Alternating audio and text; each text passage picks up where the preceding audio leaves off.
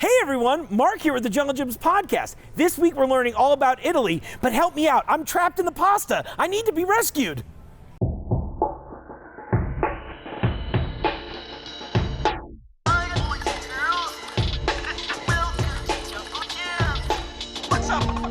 What's up, banana bunch? Bunch?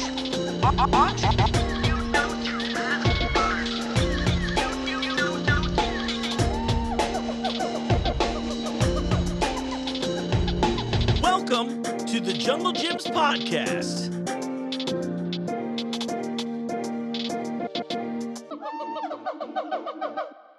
What's up, Banana Bunch? You know what time it is. It's time for another episode of the Jungle Gyms podcast. I'm your host, Mark, and today we got a fun one. As you can maybe tell, we're in our cooking school. And if you remember a few months back, we did a whole episode about the cooking school and what they do up here. It's a ton of fun. You should definitely check it out. But this week's episode is all about our annual trip to Italy. And not just about the trip, because I didn't get to go, so I'm incredibly jealous the entire episode, and you'll hear me say that at least 3 or 4 times. But we're talking all about Italy, its fine cultures, along with Jimmy and Don, our guests this week. It's a really good one. It's really detailed. You're going to learn a lot about it, and that is the main focus of the whole show. But before we dive into that, I got to get a few clerical things out of the way. Beer Fest is coming up. It's our return to festivals since COVID happened, so make sure you get your tickets now while they're available. I don't want to be fielding those emails from you all. I mean, I'd love emails from you, and you can always reach out to me at podcast@junglegyms.com, but I don't have any ticket connects. So get your tickets now, and then I'll see you at the festival in June. It's going to be a ton of fun. Okay, so this week, like I said, we're talking about Italy. We're talking about the cooking school. We're talking about the arguably greatest field trip in the history of field trips. You know, they're going to Italy for a week. But I did want to give you a quick disclaimer. We recently launched the show as a full video podcast. However, throughout time, I was pretty smart and forward thinking in that we should archive a lot of this just in case, so I had video. So this is an older interview that we're releasing here, and it was shot back in the times when we only had one camera. So you might be thinking to yourself, Mark, it doesn't look quite the same as every episode prior. And I'm going to say, well, the information's so good, how could I withhold this from you? Okay, on that, let me turn it over to Don and Jimmy. Let's learn about Italy. Well, everyone, here at Jungle Gyms, we love to bring experts of all kinds in because, in my opinion, it's fun to share that with you. That's why we want to be the cool people in the food game. So today, we've got returning guest Jimmy B. Hi, Jimmy. Hi there. And we've got a new guest, a man of many talents, guest chef, tour guide, excellent dresser. Don, how are you doing today? I'm doing good. Yeah, well, thanks for coming out. Why don't you tell me secretly, but the audience publicly, why we've got you in here and what you do with us at Jungle Gyms? Well, I don't really know why you have me in here today. I guess I'm going to find out. You're under duress. But okay. I'm here at Jungle Gyms to teach a cooking class tomorrow morning. Amazing. So we're prepping for that today. What kind of food are you making tomorrow? So I make Italian food, and the Jungle calls me in. I'm kind of like the house expert in northern Italian food, specifically food from Emilia-Romagna, a specific region in Italy. Oh, wow. So Italian food is really a misnomer because it's regional, and there's 20 regions in Italy, so there's at least 20 different cuisines, if not more. It's very local. And so I'm an expert in Emilia-Romagna cuisine. That's my family heritage. And it's there's not a lot of Italians from that region here in the United States, really, and it's not really well represented in restaurants. Okay. So that's what I do. What would be some hallmarks of that region's foods? So there are quite a few of them that are really world famous. So one is it is a center for pasta, but not pasta like we think of spaghetti. It's really egg pasta, homemade egg pasta. So it's a wheat growing region. It grows wheat, and it's a very productive agricultural area. And so it has great meat products, great wheat, lots of chickens, and lots of eggs. So it's eggs and the local wheat that's been made into flour that prepares this pasta.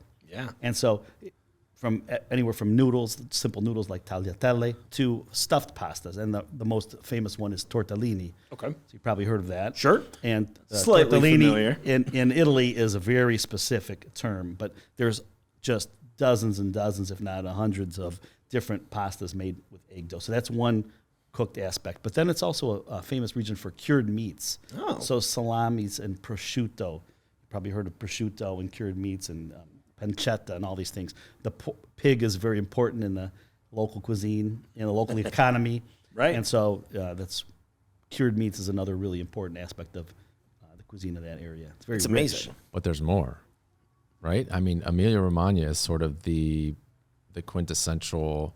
It's the food love. Italians like the food from Emilia-Romagna in a sense. It's like Yes. it's the place they go Yes. to have all the best stuff. Yeah. I'm kind well, of saying you know, that. Italian foods, you know, there in Italy there's a saying that in Italia si mangia bene dappertutto, that everywhere you go the food is great. And everybody, because all Italians love to travel around their country and experience these other cuisines.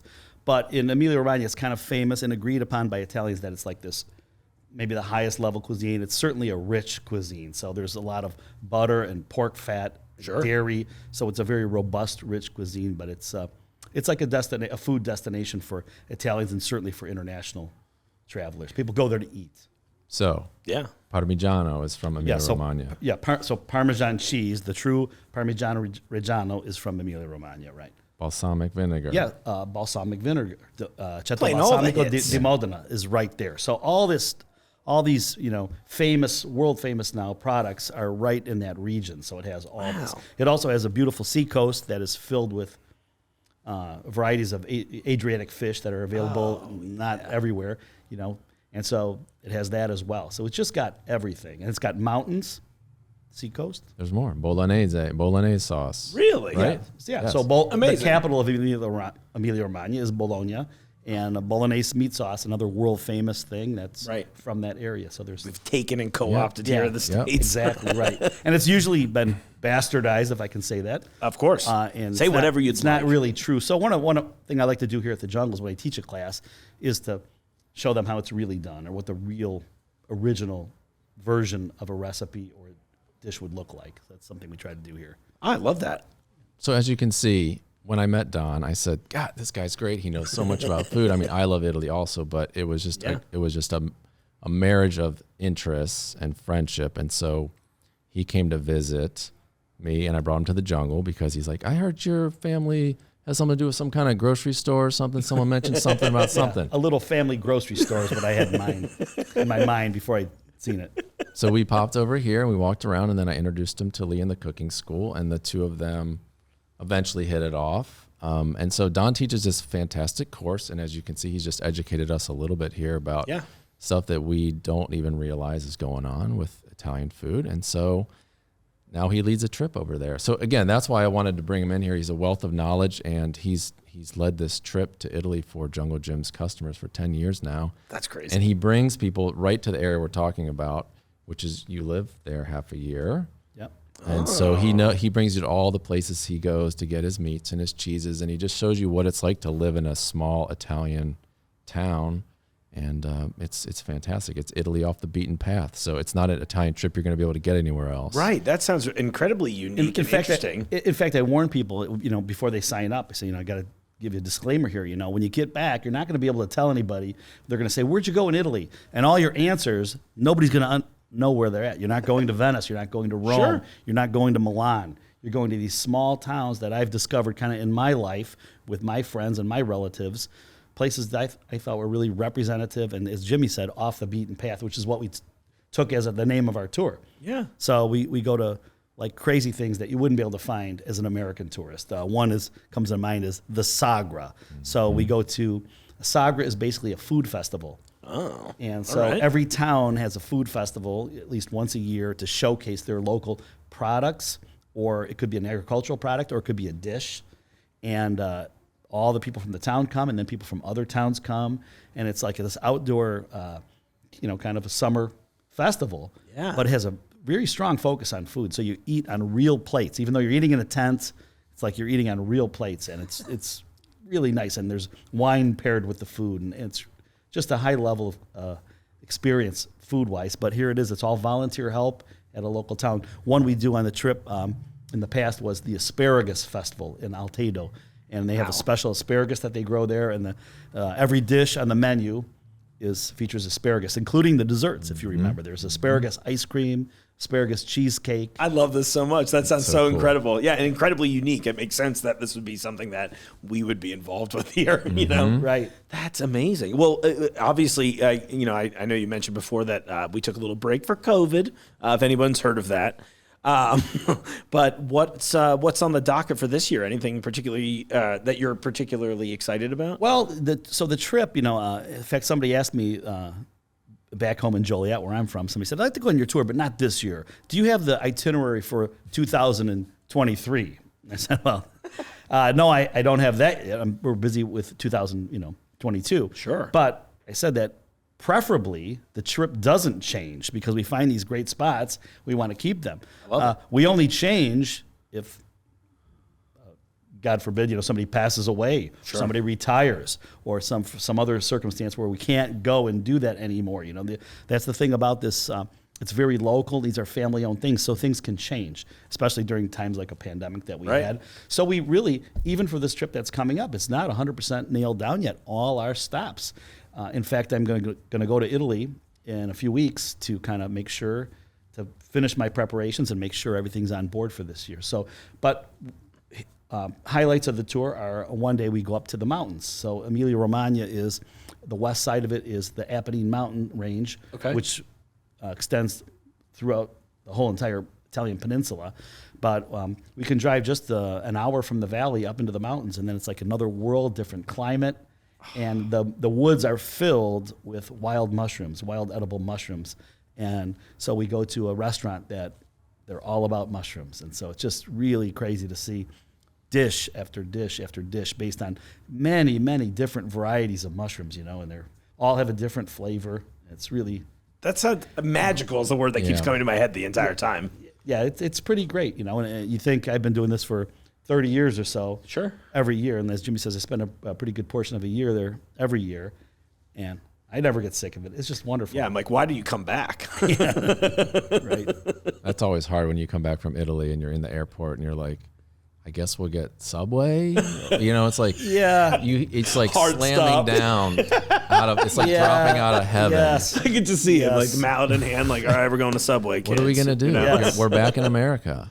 Oh, Can that's... be a little disappointing, yeah. Yeah, I can't even imagine. Well, so maybe it's good that I don't go on this trip just in case, because I would be the type to just disappear at that point. And never come back? Yeah, Yeah. fake name, and you'll see me in a butcher shop somewhere one day. You're like, hey, he kind of looks familiar. You got it. I wouldn't blame you. But man, we tried some cool things. I mean, I went the very first year, so that was 10 years ago or so. But I don't think you go there anymore, but we had that liqueur made from cherry pits. Oh yeah. See, again, that's a so place that much we went stuff. to. It was a grove of cherry trees on a man-made lake where the people would go for the weekends to fish and relax. It was a really great little place. And this guy that ran it was Alfonso. He was just wonderful. He had a collection of miniature Ferrari cars, which it's also, Emilia-Romagna is also the place where Ferraris are made and where Lamborghinis are made. And so it's like also a center for high-end high-end cars. It just has everything. It's funny too that so many things come from this place, and I'm sitting here, and I'd like to think I'm fairly educated and worldly, and I'm like, I knew none of this. You know? No, it's really unbelievable. Famous people too. Pavarotti, the opera singer, is from there as well. So it's just all these things. Federico Fellini, the famous director, is from Emilia-Romagna. So there's amazing. We could go on and on. It's just really a rich region, and it has, in addition, agriculture, like this great agriculture. It's a mostly flat plain. There are mountains, as I mentioned earlier, but it's mostly a flat, perfectly flat delta, if you will, of really rich soil and perfect climate for growing. But it also has really great industry. So after World War II, it took off, and even that was around food. Like, so a pioneering part of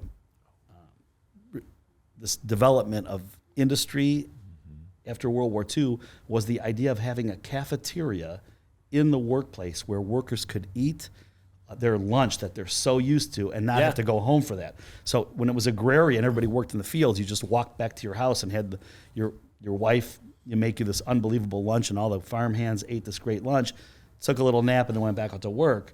Well, the people were used to this. This has been part of their culture for years. Right. So the smart industrialists said, wow, we can't stop this, but they can't go home for 3 hours. So they started this thing called the Mensa, which is like a cafeteria of homemade, excellent food, a little wine. And so in the middle of the day at the factory, you could take an hour or so and have a really great meal and then go back to work. And that was just a big thing to keep people happy while they're working. They love it. Just sounds incredible, and like a great example of what we hear now is the work-life balance. Exactly, right. So it's like they had that from the get-go. They started that as they industrialized it. So now when you look at it, it's all mom and pop industries. From everything from parts for eyeglasses. We were talking about eyeglasses before, to all these little, the backbone of the industrial economy anyway is these little small, maybe 10, 20 people working, family-owned, manufacturing facilities. Just a wonderful place. It sounds incredible. Well, I quit. Lucky, booked my flight. I'm ready to go. My bag's actually in the car conveniently. I was ready just in case. I'm interested. This would be crazy. Jim, you had a great question before, and I wanted to feed you about, because something that we talk about here is we like to bring in the experts, but I think you worded it pretty well. Yeah, and I think we kind of touched on that stuff. Why do we want Don on our show to talk to our listeners and Jungle Gym shoppers? And I think it is just the expert level that he brings to the jungle. Basically you can follow him along and learn so much stuff from him, as you've seen happen so many times with your guests. But the thing I was going to say was, what are some of the things on your trip that the people that go with you are most surprised to learn, like over the years? Have there been a couple of things where like really kind of blown their minds, or? Well, everything from kind of things I've talked about where they didn't realize that that region of Italy is such a breadbasket and such an unbelievable agricultural place. And it's wild because it has a fairly high population density. So like in the Bologna area, there's 1 million people living there, yet there's farms everywhere. So the farms are small and the population density is high, but you look out your window right in town and there's a field of wheat right there. So that's like something that takes them aback. And everything seems to be cultivated. It's like, wow, there's grapevines and orchards and wheat fields everywhere. And it extends from, the mountains all the way to the sea. It's like that. And it's really wild. In fact, it's been an agricultural center since Roman times, like famous one. And the first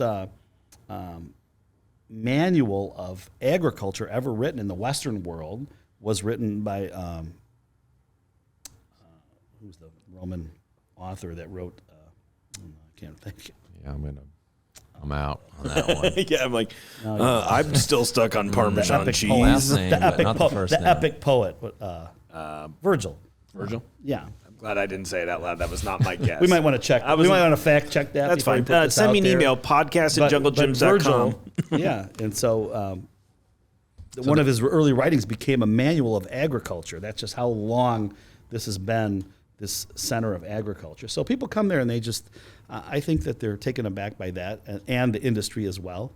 Mm-hmm. And I think they're also impressed by the Italians themselves. I think that these people seem to have, in fact, it's hard to go there and not to be jealous. Like we're talking about really of the people, because they have it so together. This mushroom restaurant we eat at in the mountains, it's really wild. The two sons now work at the restaurant with the mother and father. The mom's a painter, and the restaurant is filled with her paintings, that are just like wonderful. They own a small hotel next to it, mom and pop hotel filled with her artwork. The son is a ski racer. Cool.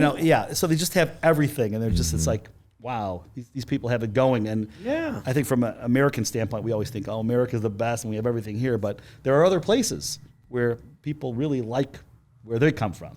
I like what I'm hearing about the kind of lifestyle approach in general, where there's just, what I'm kind of getting is that it feels like almost everybody's a bit of an expert in whatever they're interested in, right? Exactly. And then you get a good amount of that, like, well, we take time to have these leisure activities, and family's really important.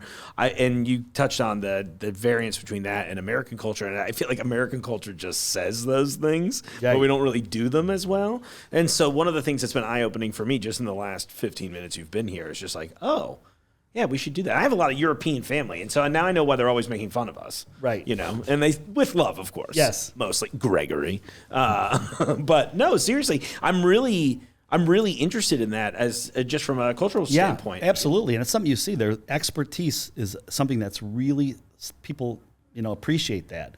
And there's always some in every little town. So the town that the tour is based out of is my ancestral town. It's called Cento, and there's 30,000 people that live there. But it's not like special. It's just like any other town. I'm sure that if you went to any town in that area, you'd find the same thing. In other words, there's an expert at woodworking or more, expert machine, certainly metal machinists, experts at music. They build guitars. You can get your guitar, so all these things, and a lot of these things that spill over in our culture. Yeah. You find it right there. So, things that so American, the Fender Stratocaster guitar, right. You can find an expert on Strats in any town. Yeah, it'll be beautiful. Make an adjustment. Yeah. And it's just wild, and singing, music. I mean, it just goes on and on. People really believe in that. Yet so that people also understand that to get expertise isn't something that you can cram for. It's something you just can't take a quick class or read about it quick. It's a lifetime, right, to acquire that. And that takes a long time, and you see that, and people have that, and the satisfaction is a personal one for them, and they're into it. They don't really care what other people think, but then they become an expert, and people really are impressed by it. So it's like a great thing. It's a great part of the culture. Yeah. And you kind of grew up in the American version of the Italian experience, but then when you realized it all started in Italy, and you started to figure out where you're from, and you connected all the dots, and you started living over there, and they slowly let you into kind of the Italian version of being Italian. Exactly, right, yeah. Yeah, it was. I just made a really good connection and explained a lot of things I'd seen here in the United States in my family, and behaviors and different cultural things that were never expressed, Right. But they're there, and they're really old, and they come from hundreds and hundreds of years of a culture that appreciates these things, including a work ethic. It's it was always a big thing there, and it's evident, it's kind of a neat thing. But the balance in the lifestyle is something that you see all the time. There's in the morning, before you go to your office, before you go to your shop, whatever you do, you stop at a local bar, and bar in Italy means a coffee bar, and you go and have a coffee, and there's time to talk to the people that are in there, and most people frequent the same bars the same time of day, so you meet no matter what you do, where you work. You might meet at this certain bar to have coffee with somebody in the morning, chat a little bit, catch up on world news, maybe talk a little politics or whatever, local politics or things, and then you go on your way. Sports, then you go on your way, and then you convene later. There's always time to go have a coffee and talk. There's always time to have an ice cream, a gelato. It's just they have, I think, a really great balance. And the Italians are famous complainers. They're always complaining about Italy and how it doesn't work, and it's, but, they don't realize what if they knew how any other country, and I'm not picking on the United States or any other particular, but if they knew how other countries worked, they would never trade their Italy for another country. I just know it.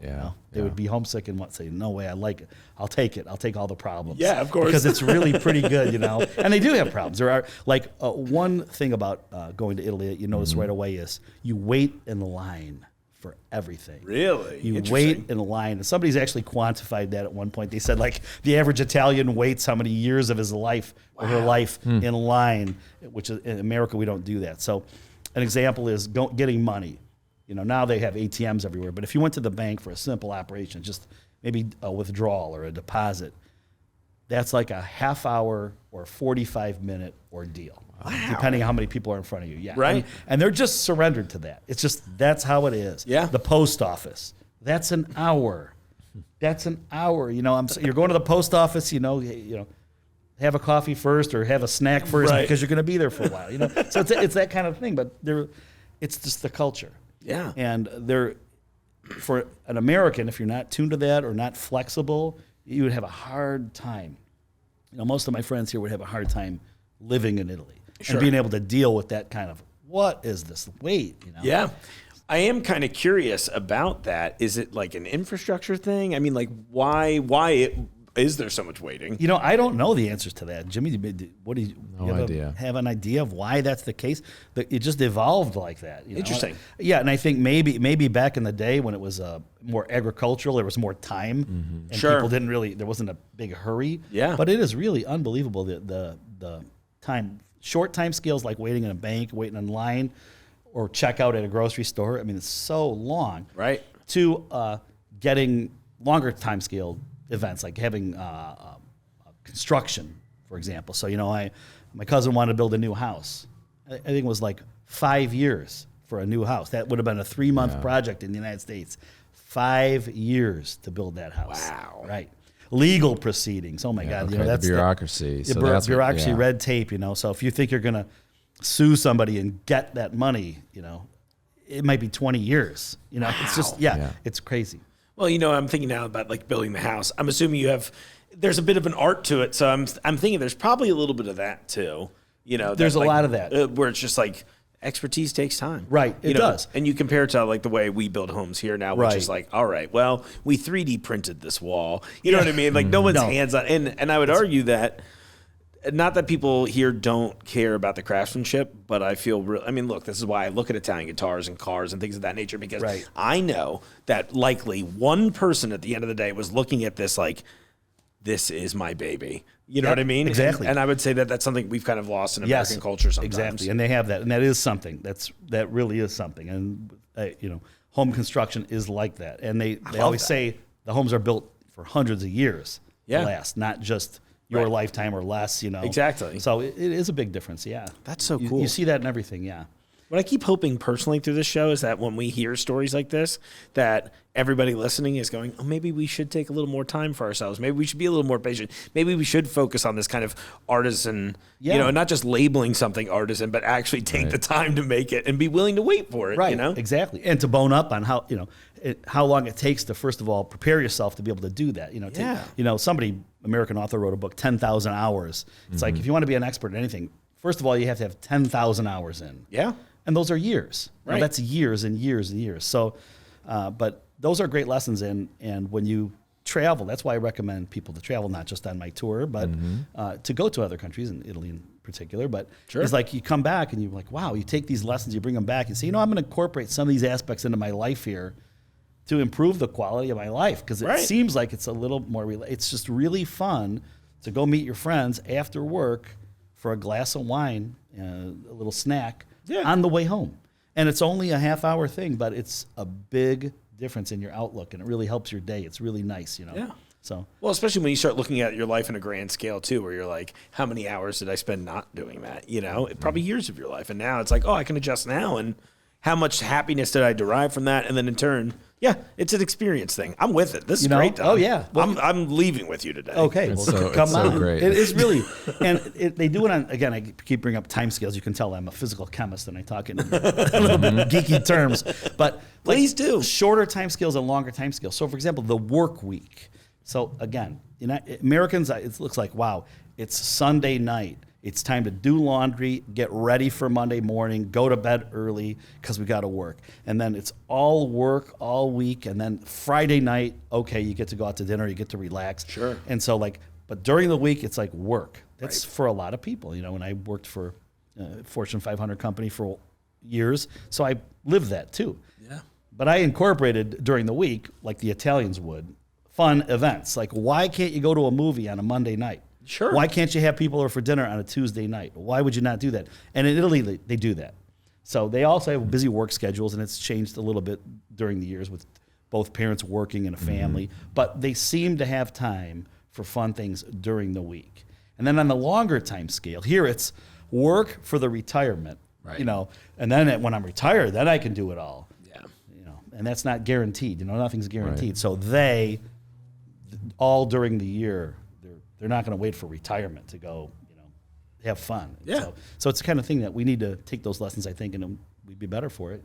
I agree with that entirely. Yeah. It's funny now that I'm thinking about it, again, having most of my family not be from the States, I'm now sitting here wondering, like, how many of these because a lot of things you mentioned, I was like, oh, I do that a lot during the week. And I'm very, how should I say, I would call it opportunistic, but now maybe I'm just framing it wrong, where I'm like, oh, let's do something fun midweek. And I do find, not necessarily that there's a ton of pushback, but people always are like, where do you find time? And I'm like, I literally just put it in my calendar and go, that little release is so important. And it makes everything else, Absolutely. And you end up being more productive with those kind of planned breaks when you incorporate them. Yeah. And you sleep better. I'm happy. You're happier. Yeah. Yeah. So, and I'm lucky. I have probably the coolest job in the world right now. But I've always had pretty cool jobs. But it's like that thing where it's like, oh, if you find these little bits of happiness wherever you go, it'll change your whole life. Oh, I love sure. it. That's Yeah. the Italian lifestyle. It I is. love it. Cool. It is. I don't have any Italians in my family, though, actually, so I'm just going to blame it on the other countries. But You're in our family now. Oh, that's right. you Oh, are, I actually. forgot I'm an Now you do. honorary. Now yeah, you do, yep. Sounds good. Oh, that's so fun. Oh, good. About the trip, to jump back to that a little bit, is there anything, not a warning, that's a terrible word, but would there any advice you'd give to somebody who's listening and saying, hey, I want to take this trip, something they should like be expecting? Or Other than it being sold out. Oh, is it already sold out this year? It sells Oh. out very quickly. Well, in so, that case, that's so, amazing. so it's a small trip, 20, 25 people. Okay. so Well, we're in really, that we're really case, just for talking, people in 2023. right. We're talking about how cool the trip is, but yes, the trip does sell out very quickly, and some people have gone on it multiple times. Yes. So Why wouldn't you? It's Yeah, that I mean, good. Yeah. It sounds incredible. So yeah, it is kind of a next year thing, or just keep your eye out for it. Yeah, and another thing good about the trip is that we have a base camp. So we're located in this town, and then every day we take a nice coach bus to some destination, be it the seaside or the mountains or some food destination. But then we go back to the same town in the afternoon, and it's really nice because you have like a home. Yeah. And then you get to as you're seeing these other places, you get to learn in one place and meet people and get to know them. So you'll start having a glass of wine or a beer. You'll start to know the people that own this bar or this restaurant, and so it's really nice. Or this shop. Yeah. So you get to know a town and observe people and get to know faces, and you start seeing how the life moves there. So it's really nice like that. It sounds incredible. The warning I would give people Yeah. is the absolute food rules. And so when you have a culture that's this old and that takes eating and these whole things so seriously, there are like rules, and it's wild. So sometimes I bring Americans there and they get hit with the rules. So I'll give an example. One time my parents' friends decided to come with us to Italy years ago. They were of Irish descent, typical American people, great people. And we met in Milan the first night, or we flew to Milan, and we were, before we had gone to my town where all my relatives and friends live. And the notion of eating bread with pasta is like a no-no. Yeah. Is a no-no. And I remember, them getting their pasta and taking their bread and eating that, and said, that's how we did it. And I said, I'm telling you, that's like a no-no here. And if you notice that they take the bread away from the table even when there's pasta on it, and then they bring it back later for the meat or for the other things. And they were like, oh, that's not true.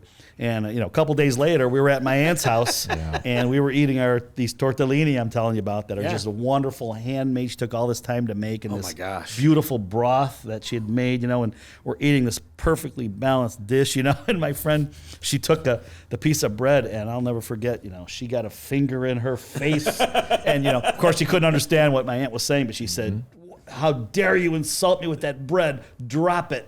Drop it. And it's serious. She's like, what is she saying? I said, I remember when I told you in the hotel about it's a serious thing. So she was scared the hell out of her. Another one is an equivalent in America. Like, it's not that, but putting like ice in your beer or something like that. Sure. You get, that's minimal compared to this, but you'd get a lot of looks. People like, what is that person doing over there? It's served cold. It's not the same thing, but I've been trying to find an American equivalent. We'll come up with that. Yeah. It'll end up in my lead up. So, okay, so what's another one?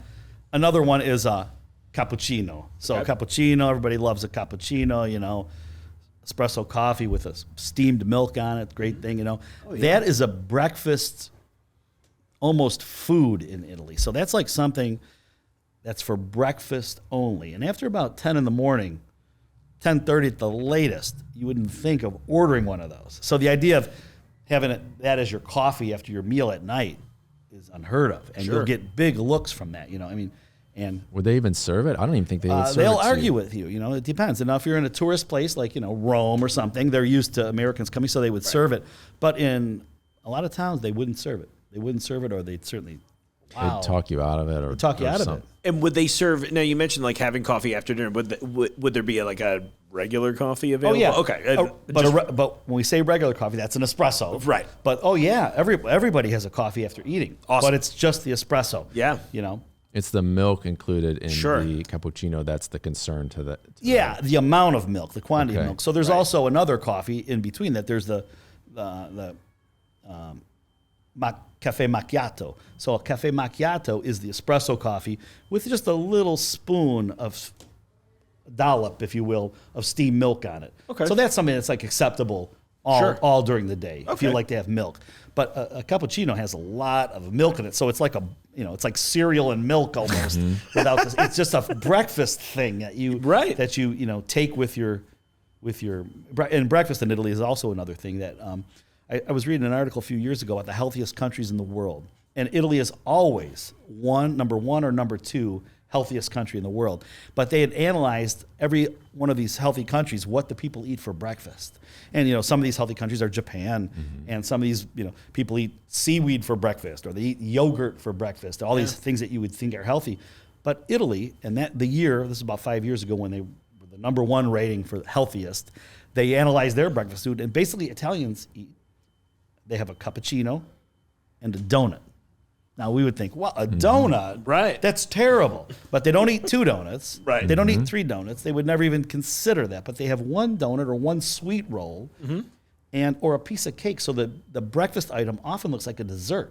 Interesting. Yeah, it's not bacon and eggs. It's never anything cooked or heavy like that. But it's typically something sweet and just a small portion with a cappuccino. And that's breakfast for the healthiest country in the world. Yeah. So it doesn't mean that you're healthy because you eat that. It means you can be healthy and eat that. Exactly. I love that. You see the difference. Yeah. Yeah, it sounds like a good start to the day, too. Honestly, it's like kind of light, not too.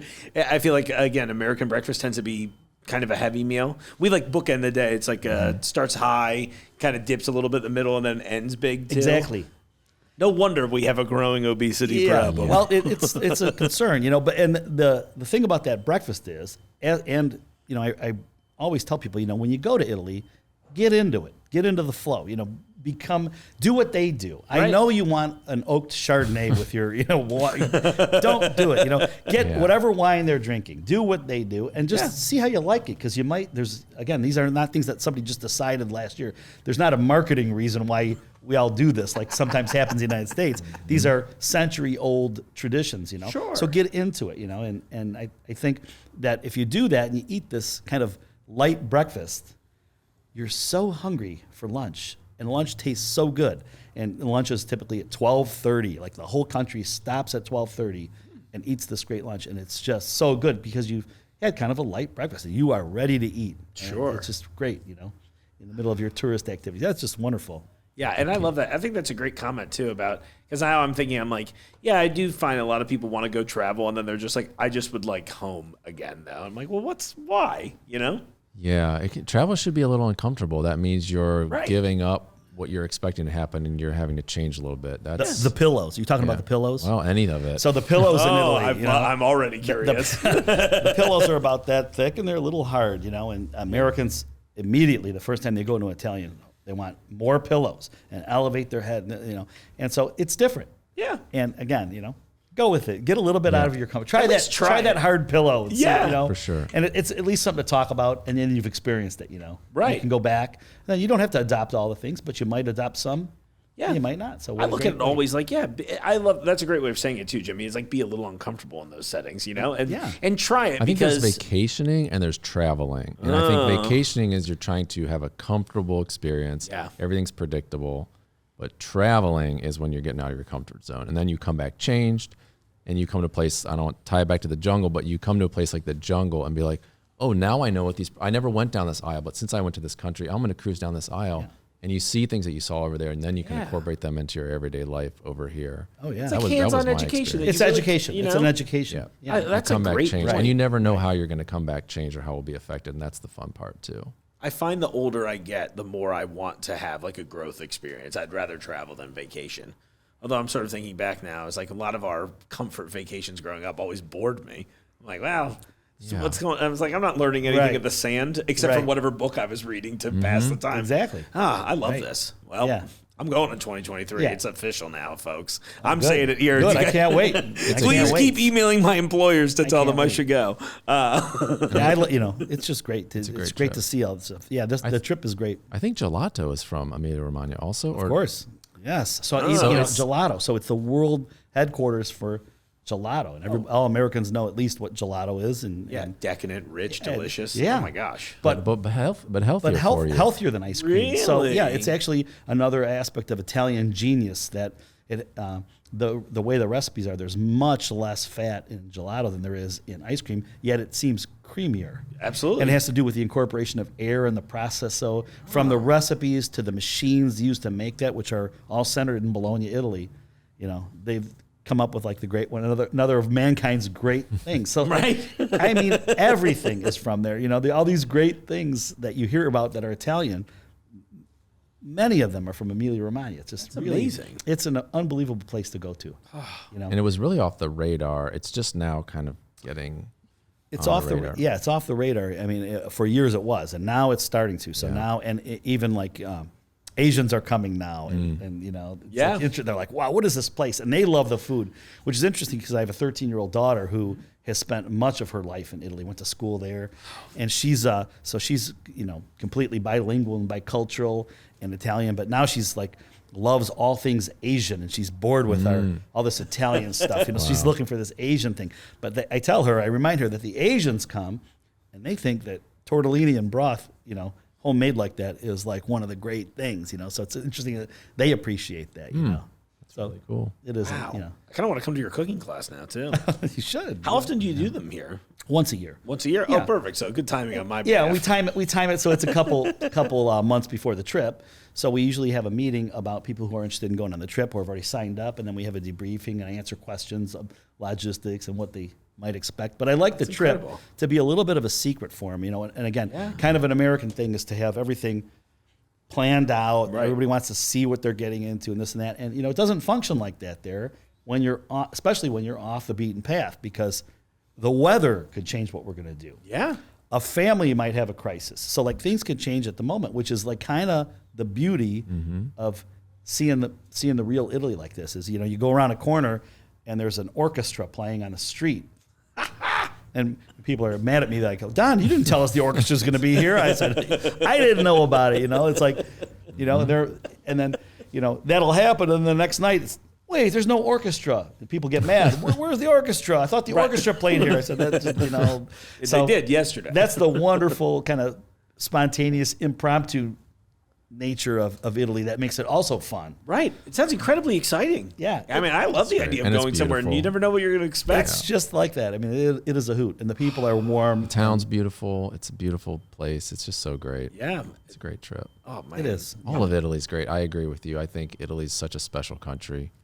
Very biased, but it's just a special place. And especially growing up in this food environment, Sure. Italy is like food. I always call it food heaven. I mean, the care that they give to food is just unheard of. And every aspect of food and eating. Jimmy's a detail-oriented guy, and he notices everything. And he's like, look at the glassware, how clean the glasses are. Look at the way the silverware is set, and how everything is just so perfectly placed, even in a rustic or a family-owned. Yeah. It's just such a Plate attention was so to clean. detail. This restaurant, this beautiful white plate, and the food just sitting right in. Yeah. It's I love that. Yeah, it's beautiful. It's just the beauty's a big thing. Wouldn't you say Yes. aesthetics is Yes. like a big thing Yes. to the Italians, and it's a natural thing. It just comes naturally, and it's not all new and not all perfect. They love a crumbling ruin right here and a nice plant right here and a beautiful thing of food all together. And together it makes a really nice picture. And It's a when nice- people go to Italy, they're like, if you go to the tourist centers, it's great because you see all these famous things and you can tell people what you saw when you got back. Right. But to me, it makes it so much harder to have a true Italian experience. Yeah. And I always say, did the menu have English on it?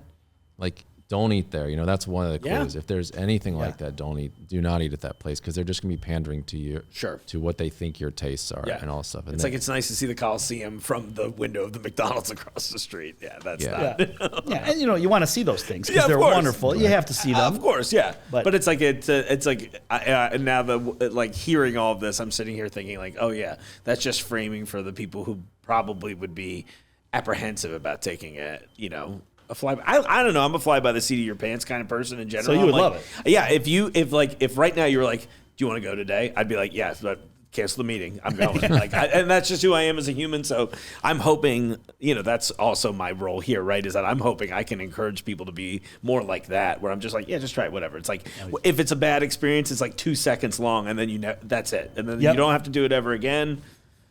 Maybe a long flight's not a good example there, but you get what I'm trying to I say, understand. Yeah. Oh, that's interesting. This year, as you were talking, something came to mind. This year, we have a new one. Every year, I get with a bunch of buddies. They're part of a social club. Mm-hmm. It's a private club, and they do a lot of benefits. They raise money for people that need it. Yeah, it's interesting, and they have like a permanent picnic grounds out in the country. You go through the farms, you go out in the middle of the country, and they have a pavilion and a place to hang out. And there's a little church out there. It's like a nice thing. And my friends we go there together once a year when I'm there, but they get together more often. And we have like a steak cookout. Yeah. And a good friend of mine is a butcher, and they get this great grass-fed beef. And I'm out there eating the steak with my friends, and it's just great. And again, there's like 80 of us sitting under a pavilion in the middle of wheat fields and cornfields all around us and orchards, and we're just out there drinking wine and eating the steak. Oh, yeah. And again, it's not just the steak. All of a sudden, there's gelato. All of a sudden, we're eating watermelons that were grown in the region for dessert. Wow, and they're just so wonderful. I can't explain it. And I thought, people would love this. And they wouldn't associate this with being an Italian thing. Cooking steaks on a wood fire in the middle of you know what? I'm going to make this part of the tour. So I made a few calls this year, and I said, hey, guys, can we do that for the Americans on the tour? Yeah. They're like, why not? So one night on the tour this year, that's a new one. We're going to go out. We're going to get on the bus, drive out a few miles into the country, and just all relax. And my friends are going to cook us. They're going to cook us these steaks on the grill, and we're going to have a Italian cookout. So I think it's going to be wonderful. I'm incredibly jealous of them. That sounds wild. It sounds like a beautiful evening. One of those indescribable moments that at the end of your life, you'll be like, you remember that one time? Yeah. And that's why this trip is so cool, because you have those experiences and then you're like, ooh, how can I let the Americans have this experience? This is a truly Italian thing that's happening that no one would ever be able to tap into, ever. It's and I personally want to turn you on to that. I personally want to show that to you. Right. And, and that's why you have small group, and we do it once a year, and it's very different than, mass tourism. And even I can tell you a story about Anthony Bourdain, who was great, but I remember they did a show on Emilia-Romagna one time, this region, and I was scared because I thought, he's going to let the cat out of the bag. Right. And and Americans are funny because if they see something on a cookie show or on a travel show, they want to go exactly to the same spot, not understanding there might be other spots just like that. Sure. No, they want to sit where Anthony Bourdain sat. Right. But anyway, this whole program, he went to see the Ferrari factory, and he went to a high-end restaurant in Imola, and it was almost over. I'm like, I escaped. He doesn't go to any of the places I went to because I know it would create hysteria from American tourists. And the last scene was he went to one of my places. Oh, no. Yeah, where I know the family. I've been going there again for 30 years with my friends. And I'm like, oh, no. And the next year that we went there as part of our tour, because it is one of our stops, this family also makes Macchiato balsamic vinegar. Oh. It was the first time we'd ever encountered an American at any of our stops. Because people saw the Bourdain show, and that's why they were there. I'm like, it's still great, but it changed. Of course. It changed. So one of my jobs is to find these things, like the steak cookout. Right. Where it'd be hard to do that on your own, So I recommend people. That sounds interesting. Come on our tour, sign up for 2023, because it will fill up. Usually, like Jimmy says, the day we announce it fills up. When do we start advertising that? I don't know. I think it's in November. Okay. I think it's in the fall. Yeah, that sounds right, because I think I had Lee on the show right around that, actually. Amazing, though. And it goes on in May, right? Yeah, it's typically around Memorial Day. Oh, perfect. And the weather there is perfect then. So Emilia-Romagna is kind of a valley, and it has weather not unlike Ohio in the summertime. It can get hot and humid and mosquitoes. Right. But in the end of May, early June, it's just perfect. It's usually just perfect. Well, I love the way you described it, too, where you've got a little coastal action, so I'm assuming it's a little cooler there, and same when you go up into the mountains. Yep. I just like the access to mountains, personally. 1 hour, you're in the mountains. It's amazing. So, all right. Yeah, well, I'm moving, so. Okay, great. It's been a great run on the show, Jimmy. Thank you. I'm like dreaming out. My mind is elsewhere. I literally did the same thing when you started describing. I'm just sitting there like, all right, I'm under the stars. We're eating nice grass-fed beef. We've got these fresh watermelons. I got lost in it. That's what a wonderful storyteller too. Thank you, Don. I appreciate Don it. His class is great. A lot of great stories. Don is a great personality up there. for sure. I appreciate you taking the time to come tell us what you do and about your world. I'm happy to be here. I appreciate you having me. Anytime. I'm just so happy I can come to the jungle and share these things and then bring people there personally. I mean, it's just a lot of fun. So thanks for having me. Yeah, that's great. Yeah, thank you. Well, that's the show, everyone. You know, we've learned some really great things there. I think Jimmy had a couple great quotes. I really like the idea, that difference between travel and vacation. And it's something I hope I can encourage you all to, take part in by watching this show. However, in the meantime, I really want to hop in the pool behind me. It sounds refreshing. Would you all come to a pool party here? I kind of want to throw one. Hey, coming up on future episodes, I know this one was a long one. I just thought there was a lot of great information. I didn't want to break it up with a bunch of silly segments, but next week you can get excited for more silly segments. I got some deals, squeals. I got some imports versus domestics. I've got a really fun guest up next week talking about some of our pet care products. It's going to be awesome. Make sure you tell your friends, like, share, subscribe. You've watched YouTube videos before. And on that, I'll see you out there in the aisles. Unless I get in the pool first. And then I'll see you in the pool. And then later, I'll see you in the aisles. The Jungle Gyms podcast is recorded in the WJJI studio inside Jungle Gyms International Market in Fairfield, Ohio. The Jungle Gyms podcast is produced and hosted by Mark Borison.